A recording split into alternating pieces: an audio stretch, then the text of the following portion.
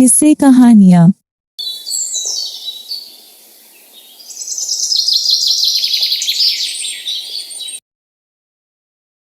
गौरीगंज नाम के एक गांव में राजू नाम का एक किसान रहता था। वह अपनी पत्नी सीता के साथ एक छोटी सी झोपड़ी में रहता था। एक बार गांव में धान की रोपाई चल रही थी। सभी लोग सुबह सुबह अपने खेतों की ओर जाने लगे। मैं जा रहा हूँ खेत पर, तुम खाना लेकर वहीं आ जाना, और भाग्यवान साथ में थोड़ी दही का शरबत भी ले लेना। ठीक है जी, आप जाइए, मैं ले आऊंगी।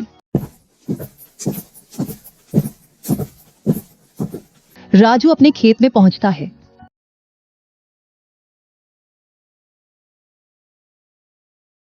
वह काम कर ही रहा होता है कि तभी खेतों में दो आदमी आते हैं, मुखिया अमरचंद और उनका खास आदमी चंदन। साहब, ये है राजू। हर साल इसकी बहुत अच्छी फसल आती है। मैं तो कहता हूँ कि इसे ही 8 बोरी अनाज के लिए बोल देते हैं। गरीब है मालिक, 2 पैसा कमा लेगा तो दुआ ही देगा। ठीक है चंदन, तुम जाकर इसे बता दो। जी मालिक। अरे ओ राजू, सुन तो। क्या बात है चंदन भाई? मुखिया जी तुझसे मिलना चाहते हैं। मुझसे मिलना चाहते हैं? पर क्यों? अरे वह तुम्हारी फसल खरीदना चाहते हैं। चल अब जल्दी जा। जी मुखिया जी। आओ राजू आओ, सुना है तुम्हारी फसल बहुत अच्छी होती है। क्या इस बार की फसल तुम हमें बेचना चाहोगे? बाजार से भी अच्छा दाम दे दूंगा। ये तो हमारे लिए सौभाग्य की बात है मालिक। तो फिर ठीक है, जिस दिन तुम्हारी फसल तैयार हो जाएगी हमें खबर भिजवा देना। हम अपने आदमियों को भेज देंगे, वो लोग तुम्हारी फसल काटने में मदद कर देंगे। अरे पैसे भी तुम्हारे घर पर भिजवा देंगे। उसके बाद मुखिया वहां से चला जाता है और राजू फिर से अपने खेत में काम करने लगता है। तभी सीता वहां खाना लेकर आती है। सुनिए जी, आकर खाना खा लीजिए, और हाँ, साथ में दही का शरबत भी लाई हूँ, ये लीजिए। लाओ लाओ, बड़ी भूख लगी है। सीता, आज खेतों पर मुखिया जी आए थे। पता है उन्होंने क्या कहा?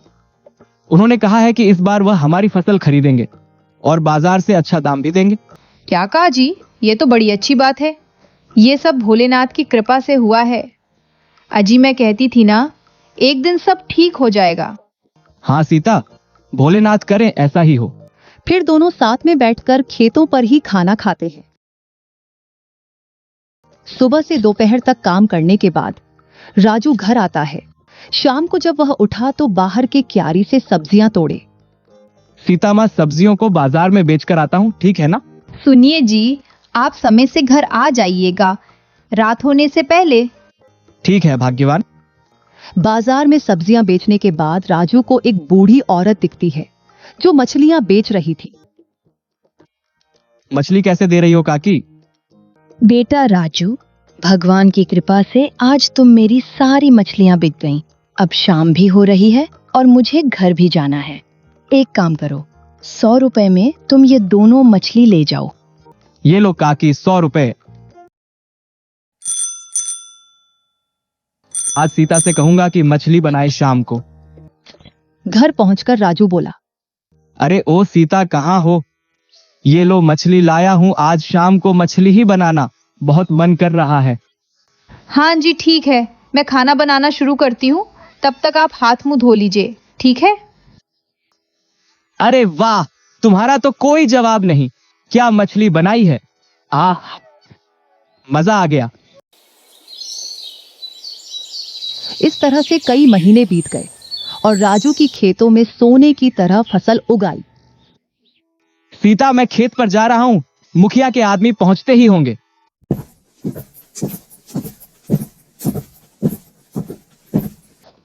राजू खेत में गया। तभी मुखिया के आदमी भी वहां पहुंच जाते हैं। चलो जल्दी जल्दी काम पे लग जाओ साहब। मलिक ने कहा है कि सारे फसलों की कटाई करके राजू के घर पहुंचा देना। सबने मिलकर फसल काटी और 8 बोरियां तैयार कर दी। तभी वहां सीता भी आ जाती है। अरे ये क्या, इतनी जल्दी काम भी हो गया? इसलिए तो कहते हैं सीता की एकता में बाल है। जो काम मुझे अकेले करने में 2-3 दिन का समय लगता, वह काम हम दोनों ने मिलकर कुछ ही घंटे में कर दिया।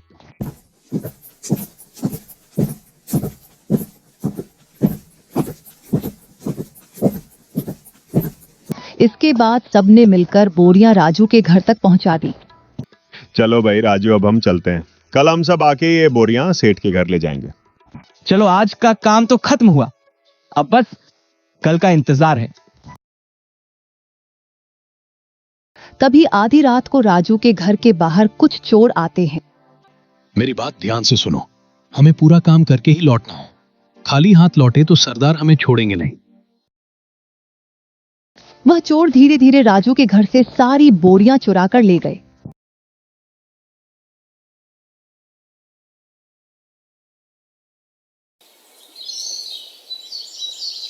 अगले सुबह सीता चिल्लाने लगी। सुनिए जी, जल्दी उठिए, जल्दी उठिए, देखिए क्या हो गया। घबराकर राजू की आंख खुली। अरे सीता, क्या हो गया? क्या हुआ भाग्यवान, जो तुम इतना जोर से चिल्ला रही हो? घर में से सारी बोरियां चोरी हो गई है, अनाज की। हे भगवान, ऐसा कैसे हो गया? ये क्या हो गया मेरे साथ? हे भोलेनाथ, मैं तो कभी किसी का बुरा नहीं चाहा, फिर यह सब मेरे साथ ही क्यों? चिंतित होकर राजू घर के बाहर बैठ जाता है। तभी वहां मुखिया का खास आदमी चंदन आया। अरे भाई राजू, बोरियां तैयार है ना? कल रात को ही मेरे घर से सारी बोरियां चोरी हो गई। ये क्या कह रहे हो राजू? कहीं मुखिया जी गुस्सा ना हो जाए। तुम तो उनका गुस्सा जानते ही हो, लेकिन फिर भी उनसे बात तो करनी ही पड़ेगी। चलो अब मेरे साथ। राजू चंदन के साथ अमरचंद के घर गया।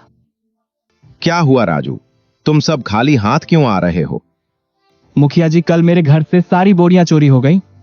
सुबह हमने देखा तो अनाज की सारी बोरियां गायब थीं। यह क्या मजाक है राजू? कहीं अच्छे दाम के चक्कर में तुमने किसी और को तो नहीं भेज दी और मुझसे आकर झूठ बोल रहे हो? नहीं नहीं मुखिया जी, एक ही गांव में रहना है, हम सबको भला झूठ बोलकर कितने दिन बच पाऊंगा? ठीक है, लेकिन अगर मुझे पता चला कि तुमने किसी और को बचा है, तब देखना मैं क्या करता हूं तुम्हारे साथ। कुछ दिन तक राजू और सीता बहुत उदास है। सब्जियां बेचकर घर में जो भी पैसे आते, राजू उन्हें बहुत संभाल कर खर्च करता था।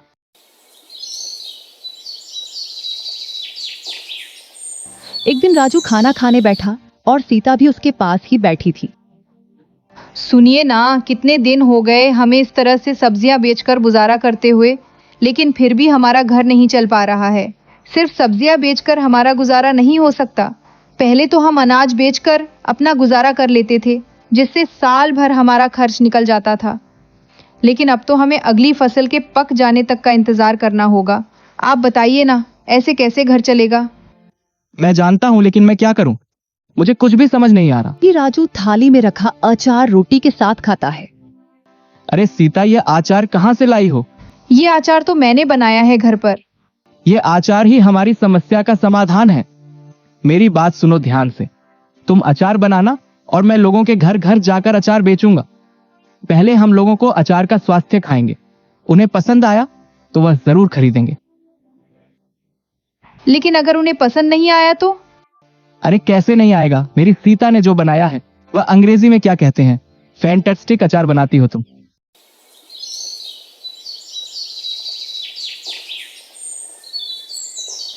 अगले दिन से सीता अचार बनाने लगी और सबको डिब्बों में पैक कर दिया और राजू अचार साइकिल पर रखकर निकल पड़ा।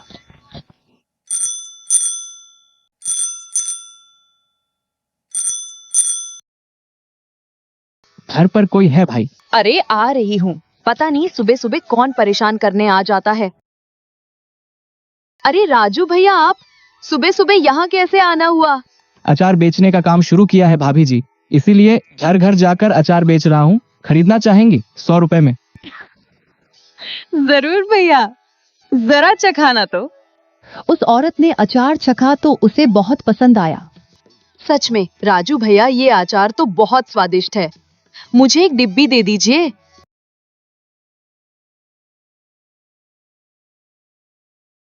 ये लीजिए भैया, आपके 100 रुपए। चलता हूँ भाभी जी। पैसे लेकर राजू आगे बढ़ गया। अरे राजू, तू यहाँ और बता, कैसा है? इस चोरी के बारे में सुनकर बहुत बुरा लगा भाई। जाने दो भाई, अब क्या ही कर सकते हैं। अच्छा ये बताओ, बाहर से अचार खरीदते हो क्या? हाँ क्यों? मैंने अचार बेचना शुरू किया है भाई, खरीदना चाहोगे क्या? राजू ने उसे थोड़ा सा अचार छकने को दिया। अरे वो राजू किसने बनाया है ये? सीता ने। भाभी को कहना कि बहुत अच्छा अचार है। बताओ भाई, खरीदोगे? हाँ भाई, एक काम करो, मुझे 2 डिब्बी दे दो। दूसरों से भी तो खरीदता ही हूँ, क्यों ना तुमसे ही खरीद लूं। भाई तुम्हारे 200 हो गए। हाँ भाई, ये लो। उसे 2 डिब्बी देखकर राजू आगे बढ़ गया। पूरा दिन राजू साइकिल पर चलते हुए अचार बेचता रहा। धीरे धीरे राजू का सारा अचार बिक गया। सीता, अरे ओ सीता, कहाँ हो भाग्यवान, जरा इधर तो आना। क्या हुआ जी, अचार बिका या नहीं? अरे सीता, हमारा 4 हाथों हाथ बिक गया, एक भी डब्बा नहीं लौटा। क्या आप सच कह रहे हैं? ये तो बहुत अच्छी बात है। अब बस तुम ऐसे ही अचार बनाते रहो और मैं घर घर जाकर बेचता रहूंगा। हाँ जी, आप बिल्कुल ठीक कह रहे हैं।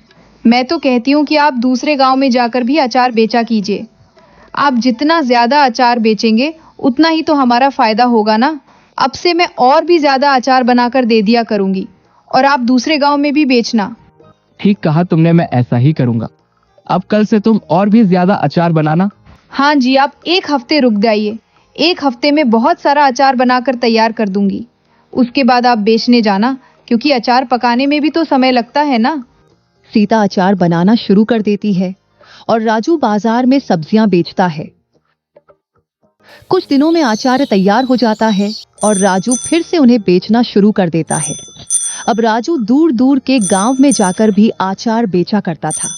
अब धीरे धीरे करके सीता का बनाया हुआ अचार हर जगह लोकप्रिय हो जाता है।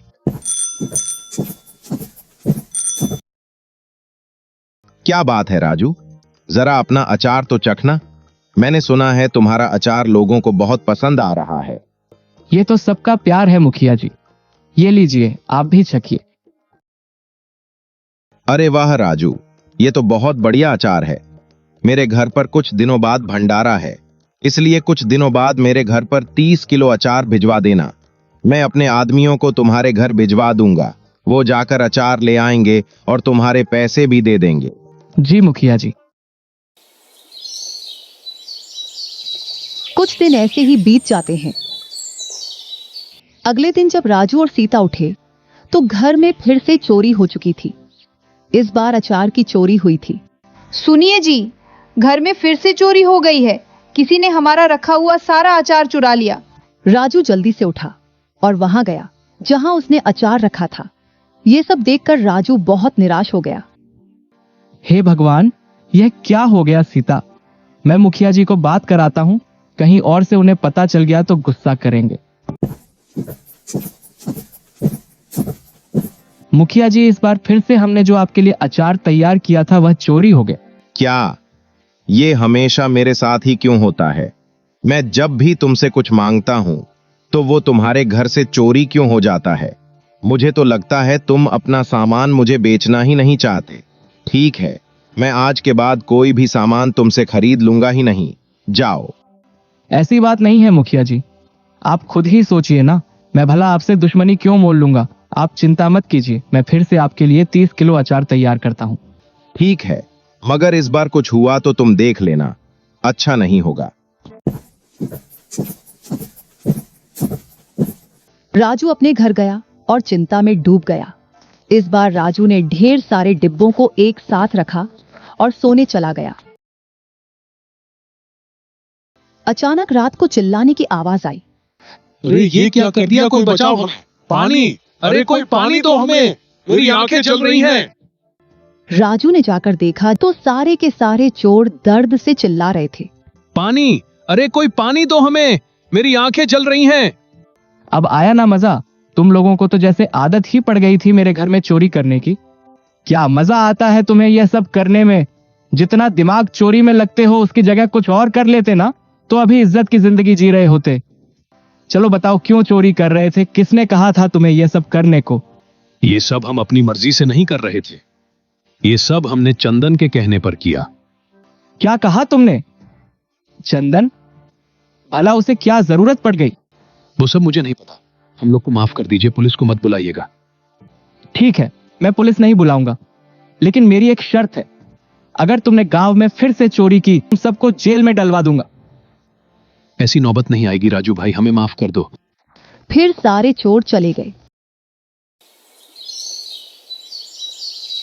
अगले दिन राजू मुखिया जी के घर गया और उसे रात की सारी कहानी बताई। मुखिया जी, ये सारी चोरियां चंदन ने करवाई है। तुम इतने यकीन से कैसे कह सकते हो कि यह सब चंदन का काम है? कल रात मैंने चोरों को पकड़ने के लिए एक जाल बिछाया था। सारे अचार को एक कमरे में रखकर दरवाजा बंद कर दिया था और दरवाजे के ऊपर लाल मिर्च रख दी थी। जैसे ही चोरों ने दरवाजा खोला, वह मिर्च उन पर गिर गई और वे लोग पानी पानी चिल्लाने लगे। मैं उनके पास गया तो उन लोगों ने तोते की तरह सब मेरे सामने उगल दिया। मुखिया के आदमी चंदन को पकड़ कर लाते हैं। मुझे माफ कर दीजिए मुखिया जी, मैं इतने सालों से आपके लिए काम कर रहा हूं, कुछ तो रहम कीजिए। माफ कर दीजिए मालिक। मेरे साथ तो तुमने जो किया सो किया, पर गलत तो तुमने राजू के साथ भी किया है। मगर मुझे एक बात समझ में नहीं आए कि तुम यह सब कर क्यों रहे थे। मैंने तो कभी तुम्हें किसी चीज की कमी नहीं होने दी, फिर तुमने ऐसा क्यों किया? तू ही मेरा सबसे खास आदमी था, जो भी कहा वो दिया, कभी किसी चीज की कमी नहीं होने दी। फिर भी जब भी मैं कुछ मंगवाता था, तू उससे एक रात पहले चोरी क्यों करवा देता था? बताने की हिम्मत रखता है तो सच सच बता। मालिक, आपने सही कहा, आपने कभी कोई कमी नहीं होने दी, लेकिन मेरा मन हमेशा डरता रहता था कि अगर एक दिन आपने मुझे निकाल दिया या मेरा भरोसा उठा लिया तो मैं क्या करूंगा। इसलिए मैं पहले ही चीजें चोरी करवा देता था ताकि मैं खुद पर टिक सकूं। गलत किया मालिक, पर डर से किया। मुझे माफ कर दो राजू भाई। ये सब तुम कर रहे थे चंदन, और मैं इतने दिनों से परेशान था। मानता हूं ये सब तुमने डर से किया, लेकिन मैं तुम्हें माफ नहीं कर सकता। मैं नहीं चाहता कि गांव में और किसी के साथ भी ऐसा हो। सबके पास ये सबक पहुंचना चाहिए, इसलिए मुझे किसी माफी की उम्मीद मत रखना। तभी पुलिस वाले आते हैं और चंदन को अपने साथ गिरफ्तार करके ले जाते हैं। भाइयों, अचार ले आओ। मुखिया के आदमी ढेर सारा अचार ले आए। यह लीजिए मुखिया जी, इस बार हमारा सामान आपके घर तक पहुंच ही गया। हाँ राजू, यह लो तुम्हारे पैसे। तुम सच में मेहनती और ईमानदार किसान हो। आपका बहुत बहुत शुक्रिया मलिक, अब मैं चलता हूँ। फिर राजू अपने घर लौट गया। दोस्तों, अगर आपको वीडियो पसंद आया हो तो लाइक और शेयर जरूर करें। चैनल को सब्सक्राइब करना ना भूलें और बेल आइकन दबाएं ताकि आप हमारी हर नई कहानी सबसे पहले देख सकें। मिलते हैं अगली मजेदार कहानी में।